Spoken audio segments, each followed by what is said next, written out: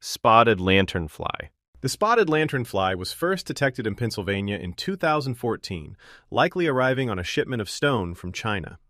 It has since spread across the northeastern United States and keeps expanding its range despite aggressive quarantine efforts. These insects feed by piercing plant tissue with a needle-like mouthpart and sucking out the sap. They attack over 70 plant species, including grapevines, apple trees, hops, hardwoods, and stone fruits.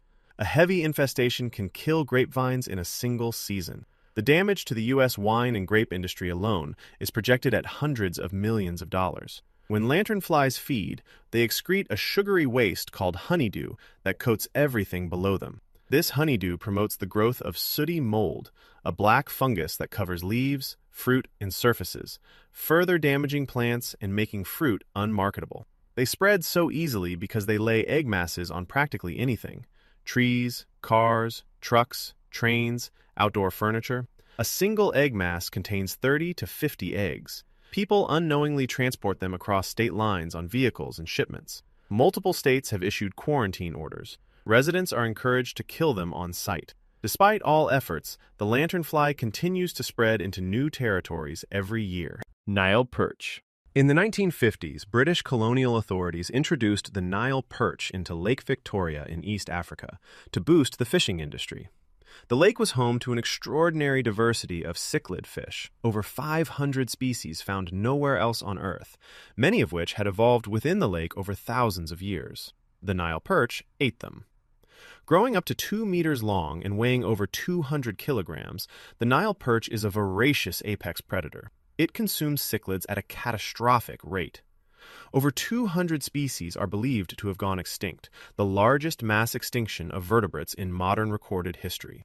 Entire ecological food webs collapsed. Without the algae-eating cichlids, algae bloomed explosively across the lake, causing oxygen-depleted dead zones where nothing could survive. The local fishing economy was transformed. Small-scale fishermen who had sustained their families on diverse native fish were replaced by an industrial export operation. Nile perch fillets were shipped to Europe while local communities went hungry. The introduction was celebrated as an economic success story, while it simultaneously caused one of the worst ecological disasters of the 20th century. Scientists use Lake Victoria as the textbook example of what happens when you introduce a predator into a closed ecosystem. Feral cats. Domestic cats are one of the most devastating invasive predators on the planet, and the numbers are almost incomprehensible. In the United States alone, free-roaming cats kill an estimated 2.4 billion birds and 12.3 billion small mammals every year. Those aren't typos. Billion with a B. Worldwide, cats have contributed to the extinction of at least 63 species, including birds, mammals, and reptiles. Islands are the worst hit. Island species evolved without cat-sized predators and have zero defenses. On islands like Stevens Island in New Zealand, a single lighthouse keeper's cat is believed to have driven an entire bird species, the Stevens Island wren, to extinction. Feral cat colonies on islands across the Pacific, Caribbean, and Mediterranean continue to devastate native wildlife. The problem is massive in scale. An estimated 60 to 100 million feral cats live in the United States. They breed rapidly and hunt instinctively even when well fed. Outdoor pet cats kill too, contributing significantly to the total. Conservation scientists consistently rank cats among the top 3 threats to global biodiversity. Control efforts are controversial because people love cats. TNR programs, trap, neuter, return, reduce breeding, but cats still hunt for their entire lifespan. Lionfish. Lionfish are native to the Indo-Pacific, where natural predators keep their numbers controlled. In the Atlantic Ocean, they have no predators at all. They were first spotted off Florida's coast in the 1980s, likely released from home aquariums. Now they've colonized the entire western Atlantic, the Gulf of Mexico, and the Caribbean. A single female lionfish can release up to 2 million eggs per year. They eat over 50 species of fish and countless invertebrates, consuming prey up to half their own body length. They reduce native fish populations on a reef by up to 79% within just 5 weeks of establishing themselves. Their 18 venomous spines deter anything that might consider eating them. Lionfish eat juvenile fish that are critical to reef health, including species that clean algae off coral. Without those grazers, algae smothers the coral and the reef dies. Entire reef ecosystems are being fundamentally altered. The only effective control method so far is human hunting. Divers spear lionfish one at a time. Restaurants have started putting them on menus to incentivize harvesting. Lionfish derbies have become regular in the Caribbean. But humans can't dive deep enough or often enough. Lionfish thrive at depths beyond recreational diving limits, breeding unchecked in the deep. Cane toads. In 1935, Australia introduced 102 cane toads from Hawaii to control beetles that were destroying sugarcane crops in Queensland. The toads ignored the beetles entirely. Instead, they started eating everything else and breeding at a phenomenal rate. A single female produces up to 30,000 eggs per clutch, with multiple clutches per year. Australia now has over 200 million cane toads, and they're still spreading across the continent at roughly 50 kilometers per year. Their skin secretes bufotoxin, a poison potent enough to kill most animals that attempt to eat them. Native predators that evolved alongside non-toxic prey have no defense. Quolls, goannas, freshwater crocodiles, and multiple snake species have suffered massive population crashes after cane toads invaded their habitat. A goanna that eats a cane toad will likely die. Some species have declined by over 90% in areas where toads have arrived. The toads also outcompete native frogs for food and breeding sites. They eat native insects, small reptiles, bird eggs, and even smaller frogs. Every method of control has failed at scale. Trapping, fencing, biological agents, all unable to contain a population of hundreds of millions spread across a continent. Australia's cane toad problem has no solution in sight. Burmese pythons. Burmese pythons have effectively conquered the Florida Everglades, and the ecosystem is collapsing under them. Originally from Southeast Asia, they were released or escaped from the exotic pet trade during Hurricane Andrew in 1992 and through careless owners throughout the 1990s and 2000s. They found the subtropical swamps of South Florida to be a perfect habitat. The results have been catastrophic. Surveys show that mammal populations in the Everglades have declined by up to 99% since pythons became established. Raccoons, possums, and bobcats are down over 85%. Marsh rabbits and foxes have effectively vanished. These are not small snakes. Burmese pythons regularly exceed 5 meters in length and can weigh over 90 kilograms. They eat deer, alligators, birds, and anything else they can swallow. A single python was found with 3 deer in its stomach. Females lay 50 to 100 eggs per clutch. Their camouflage is so effective that they're nearly invisible in the Everglades vegetation, making population estimates difficult. Florida holds annual python hunting challenges, paying bounty hunters to remove them. In 2023, over 200 snakes were removed during one event. Estimates suggest between 100,000 and 300,000 pythons live in South Florida. Removing 200 barely registers. European rabbits. In 1859, a British settler named Thomas Austin released 24 rabbits onto his property in Victoria, Australia, because he missed hunting them back home. Within 50 years, those 24 rabbits became 10 billion. Australia had never seen anything like it. No natural predators, unlimited grassland, perfect breeding conditions. Rabbits can reproduce at 3 months old and produce up to 12 kits per litter, with multiple litters per year. They ate everything. Native grasses, shrubs, crops, tree bark, seedlings. They stripped the landscape so thoroughly that topsoil blew away, turning productive farmland into desert. Native animals that depended on the same vegetation started disappearing. Multiple plant species went extinct. Ground-nesting birds lost their habitats. Small marsupials were outcompeted for food and burrows. Australia tried everything.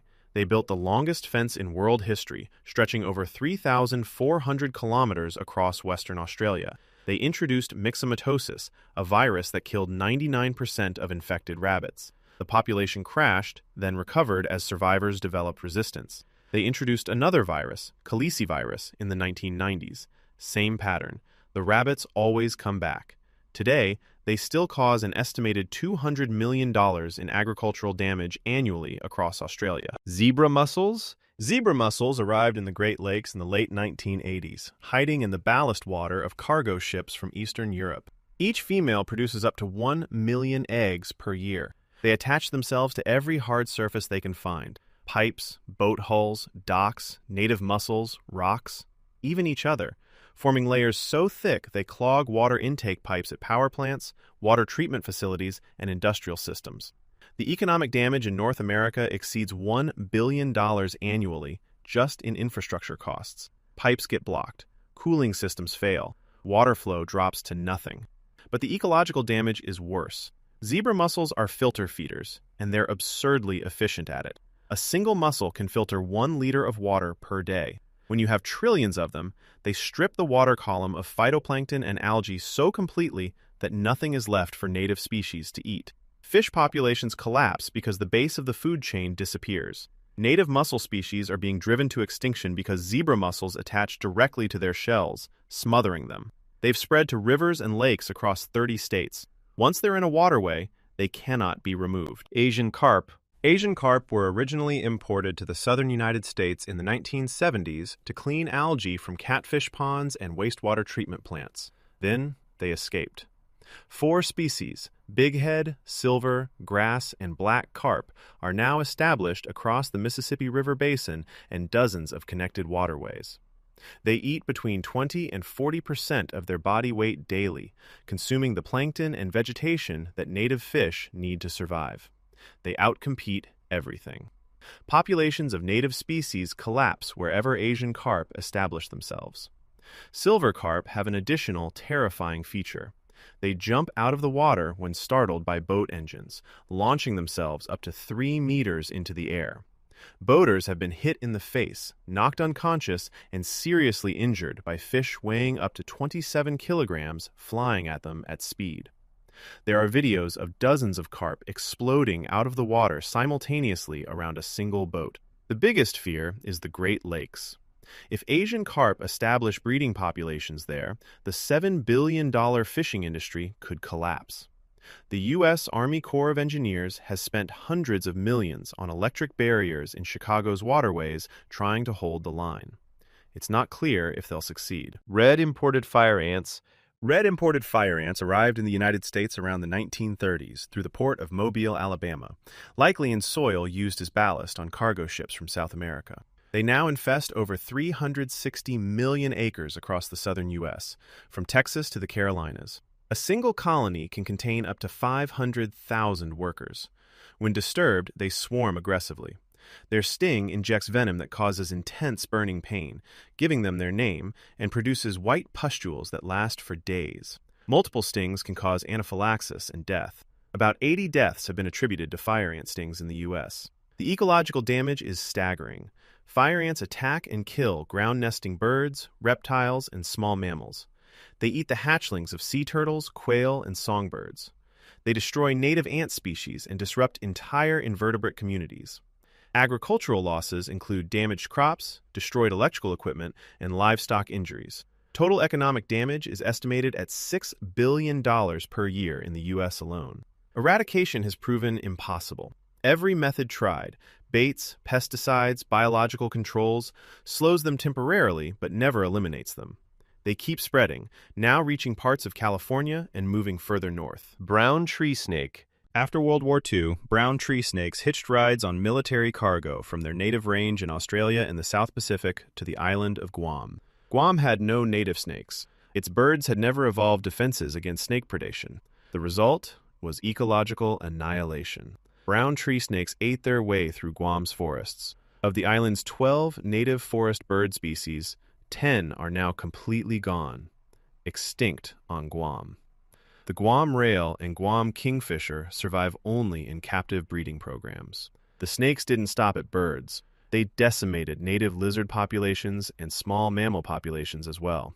Without birds to control them, spider populations exploded so dramatically that parts of the island became covered in webs. The snakes also cause island-wide power outages by climbing utility poles and shorting electrical lines.